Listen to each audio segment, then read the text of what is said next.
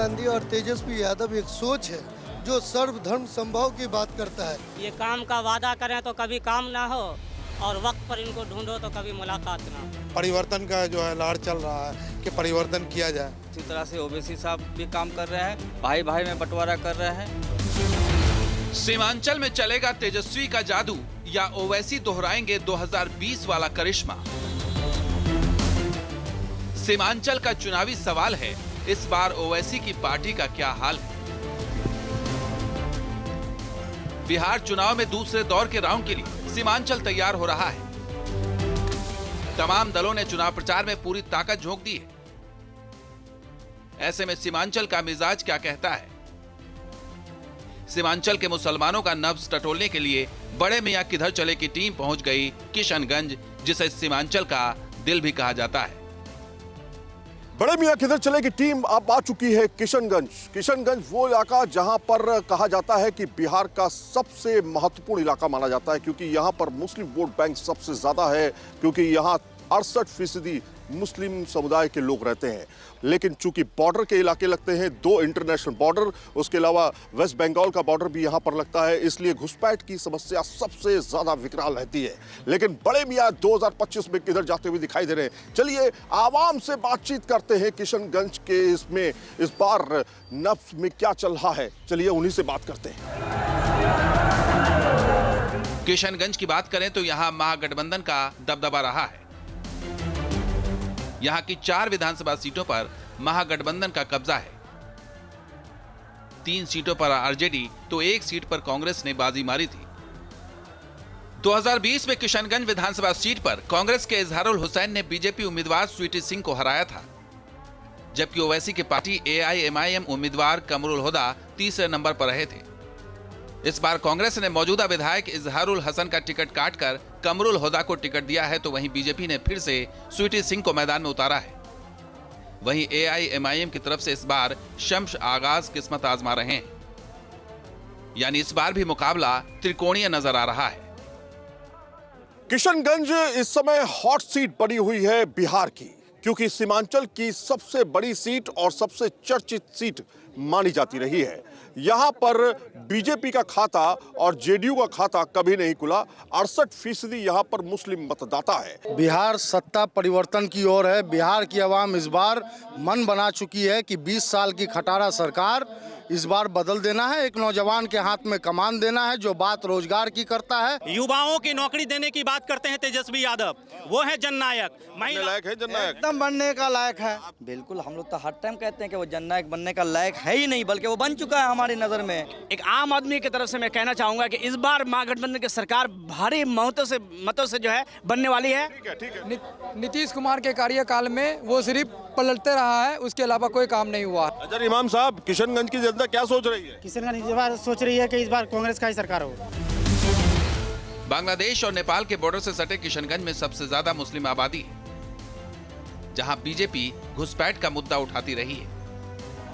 किशनगंज के जातीय और सियासी गणित की बात करें तो 2020 में यहां कुल 2,93,565 मतदाता थे, जिनमें मुस्लिम मतदाताओं की संख्या करीब 68% है, जबकि अनुसूचित जाति के वोटर की संख्या 5.85%, अनुसूचित जनजाति के मतदाता 4.78%, ग्रामीण मतदाता 74.89%, तो वहीं शहरी मतदाता 25.11% है।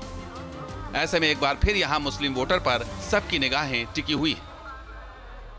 बिहार से सरकार भी अब जाने वाली है, बिहार की हालात सुधरने वाली है। 10,000 रुपया दिया है आपके महिलाओं को काम करने के लिए, ये 2 लाख रुपया मिलेगा। लॉलीपॉप है नीतीश कुमार का कि 20 साल हमने ये लॉलीपॉप नहीं है कि 2,500 रुपए देंगे, 30,000 रुपए कैसे देंगे भैया? 2.5 लाख करोड़, 3 लाख करोड़ रुपए का बजट है, 6 लाख करोड़ रुपए खर्च करना पड़ेगा, कहाँ से पैसा लाएंगे? कांग्रेस की सरकार बनी, कर्नाटक को देखिए, तेलंगाना को देखिए, आदरणीय राहुल गांधी जी ने जो कहा वो कराया। हम भी यही चाहते हैं तेजस्वी का सरकार हो बिहार में। हम अलग अलग जगहों पर बड़े मियां किधर चले की टीम जानने की कोशिश करेंगे कि आखिर क्या चल रहा है किशनगंज के अंदर। क्या विकास के नाम पर वोट होगा या फिर इस बार फिर से जाति संप्रदाय के नाम पर वोटिंग होगी? चलिए आगे चलते हैं।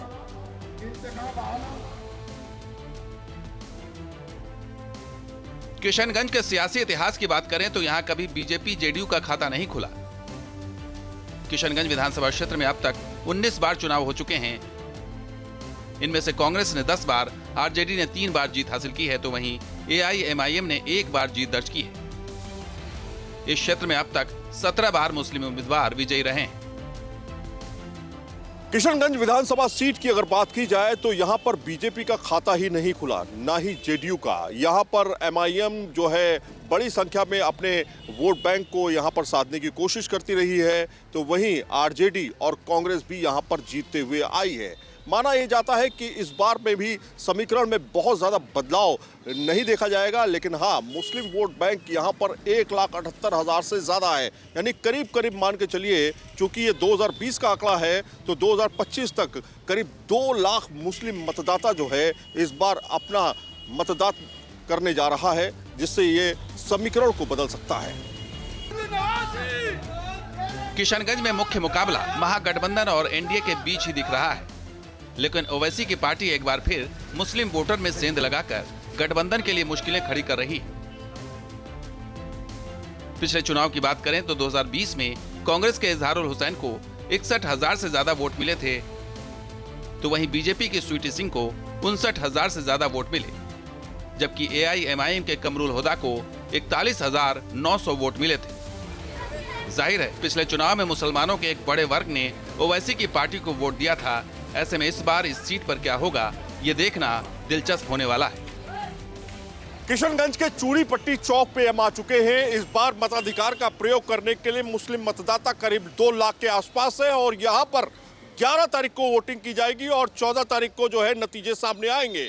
लेकिन क्या इस बार बीजेपी इतिहास रचेगी? क्योंकि यह खास तौर पे इतिहास की बात इसलिए कर रहा हूं क्योंकि पिछले बैकग्राउंड में अगर बीजेपी को देखें तो यहां पर कभी भी वो नहीं आई है, और यहां खास तौर पे चूंकि मुस्लिम मतदाता बड़ी संख्या में, इसलिए एमआईएम का ज़्यादातर जोर जो है वो आपको यहां पर दिखाई देता है। इसके आसपास के इर्द गिर्द की विधानसभाओं में दिखाई देता है, जो प्रभावित करता है कहीं ना कहीं सीट को। तो क्या एमआईएम के जो कैंडिडेट खड़े हैं वो और कांग्रेस के बीच मुस्लिम वोट बैंक बटेगा?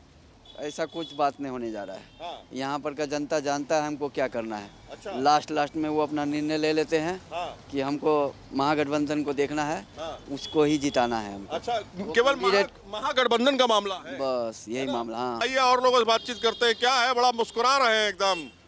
ठीक है भाई साहब, ठीक बोला। कान लगा के सुन रहे हैं? ना, कान लगा के सुन रहे थे। क्या लग रहा है इस बार? भाई साहब ठीक बोल रहे हैं। यहाँ जड़ है उसका, जड़ जमीन है। हाँ, जड़ है उसका यहाँ। अच्छा, हाँ, किसका जड़ है? बस कांग्रेस का, गठबंधन का ही उम्मीद है।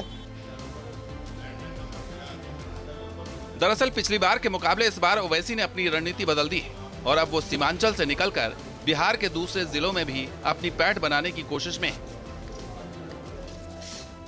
असदुद्दीन ओवैसी ने पिछली बार सीमांचल के इलाके की 19 सीटों पर चुनाव लड़ा था, जिनमें से 5 सीटों पर जीत दर्ज की थी। लेकिन इस बार ओवैसी की पार्टी ने 25 सीटों पर अपने उम्मीदवार उतारे हैं। इस बार ओवैसी की नजर सीमांचल समेत उत्तर और दक्षिण बिहार पर भी है। कि ये नेता भी इलेक्शन में आम जनता से वादा ही क्या करते हैं, और बेवकूफ़ जनता उनके भरोसे में रहा करते हैं। ये काम का वादा करें तो कभी काम ना हो, और वक्त पर इनको ढूंढो तो कभी मुलाकात ना हो। अरे वाह! ये वफा की है, किसी से ना वफा करते हैं। ये मिलने वालों से मिल के दगा करते हैं। ये जफाकार हैं, बेकार हैं, बेदर्द हैं ज़माने भर के। इनके दिल होते हैं पत्थर के, जिगर पत्थर के। तो ये यहाँ के नेताओं की सच्चाई, यहाँ की नहीं बल्कि ये नेताओं की सच्चाई है। हालांकि ओवैसी ने चुनाव से पहले तेजस्वी के साथ गठबंधन का मन बनाया था, लेकिन महागठबंधन ने उनके ऑफर को ठुकरा दिया।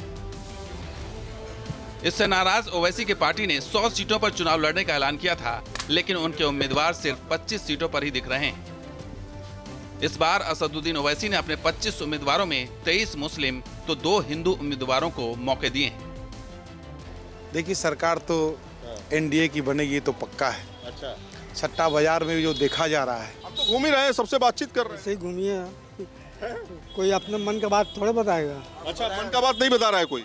क्या दिल बताएगा? में कुछ और, जवाब में कुछ और। वो सब नहीं है, वो सब दूर। क्या जरूरत है? क्या जरूरत है?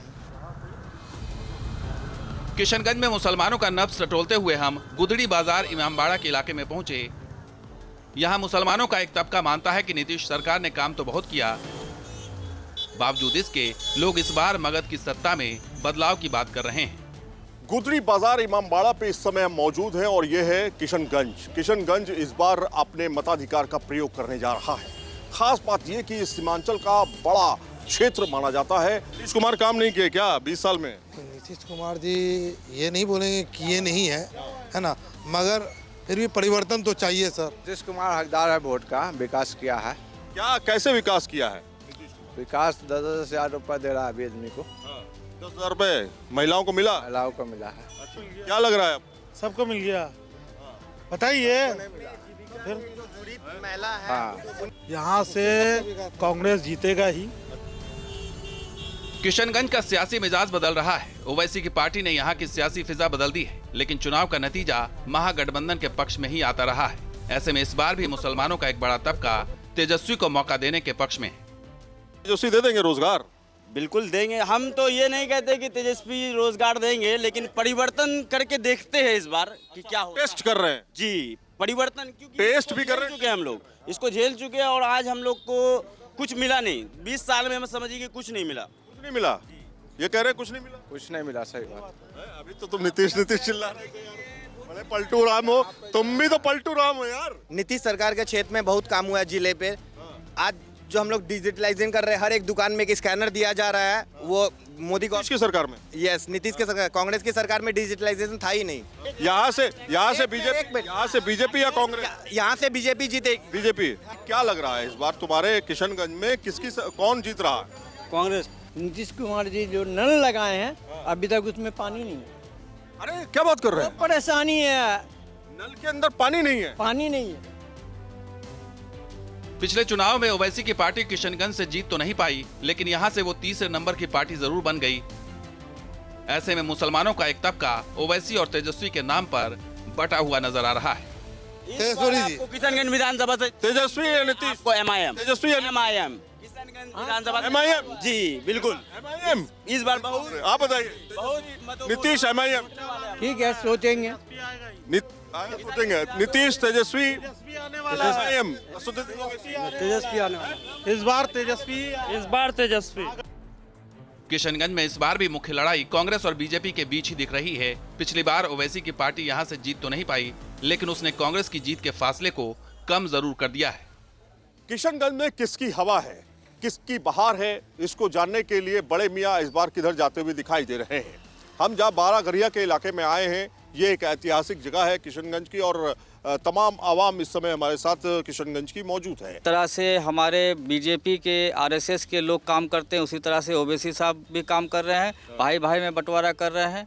लोग जो है यहाँ पर बंटवारा होते देख रहे हैं हम लोग, लेकिन हम लोग मुद्दे की राजनीति करते हैं। मुद्दे पे ही हम लोग वोट करेंगे। तेजस्वी को आप जननायक मानते हैं या नहीं मानते? बिल्कुल मानते हैं सर, युवा नेता है जो, हम तो पहले ही बोल दिए सर, जो युवा नेता है वो मेरे लिए जननायक है। आप बताइए। जी सर। क्या लग रहा है आपको इस बार? तेजस्वी सरकार। तेजस्वी, आपको भी? किशनगंज से तो उम्मीद है कि कांग्रेस को निकलना चाहिए। वो अगर नहीं निकलेंगे तो कुछ जुलूम भी होंगे किशनगंज में। किशनगंज सीट पर पिछले चुनाव में मुसलमानों का वोट कांग्रेस और AIMIM के बीच बट गया था। ऐसे में इस बार अगर ओवैसी का जादू चला तो कांग्रेस के हाथ दिख रही बाजी पलट सकती है। इसलिए कांग्रेस ओवैसी को बीजेपी की B टीम बता रही है। ओवैसी क्या वोट काटते हैं क्या? बिहार आकर के क्या वोट काटते हैं? ओवैसी का 2020 में जो जादू चल गया था वो जादू खत्म हो गया। अब कोई नहीं चाहता है कि हमारा वोट कटे। सब जान गया है, अक़लियत के लोग जान गए हैं कि ये वोट कटवा है, वोट काटने के लिए आए हैं। अगर हमारा वोट कटेगा, विभाजन होगा, तो फिर ये भारतीय जनता पार्टी जीतेगा। भारतीय जनता पार्टी का B टीम बन करके यहाँ पर काम कर रहे हैं।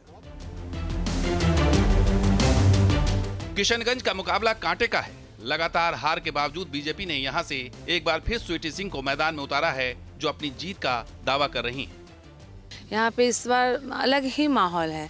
यहाँ पे क्या है ना कि ये इलेक्शन जो मैं लड़ रही हूँ भाजपा से, भारतीय जनता पार्टी से, तो ये सिर्फ मैं नहीं लड़ रही हूँ, ये हमारा पूरा संगठन लड़ रहा है। हमारे कार्यकर्ता लड़ रहे हैं, हमारे क्षेत्र की जनता लड़ रही है। तो पूरा समर्थन है इस बार हमारे किशनगंज जिले में। किशनगंज समेत सीमांचल के जिलों में दूसरे चरण में वोटिंग 11 नवंबर को होगी। ऐसे में देखना होगा कि किशनगंज में इस बार भी कांग्रेस का जादू चलेगा या फिर यहाँ बीजेपी या ओवैसी की पार्टी बाजी पलटेगी। किशनगंज से फिलहाल इतना ही। बड़े मियां किधर जा रहे हैं इसको लेकर के अलग अलग विधानसभाओं में हम जा रहे हैं, लेकिन किशनगंज की जनता ने तय कर लिया है कि किधर हमें जाना है और इस बार बड़ी संख्या में लोग अपने मताधिकार का प्रयोग करने वाले हैं। वीडियो जर्नलिस्ट जयराम के साथ सैयद आमिर हुसैन, न्यूज नेशन, किशनगंज।